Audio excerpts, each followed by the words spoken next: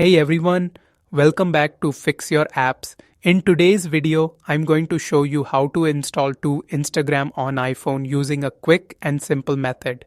Now let's get started. Step 1, install the official Instagram app from the App Store if you haven't already.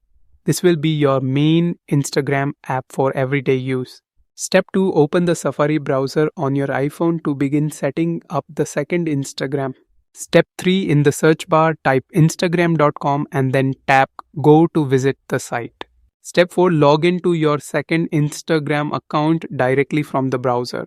Step 5, tap the share icon at the bottom center of your screen to open the sharing options. Step 6, scroll down through the list and tap on Add to Home Screen. Step 7, tap Add to Confirm and a new icon will appear on your home screen.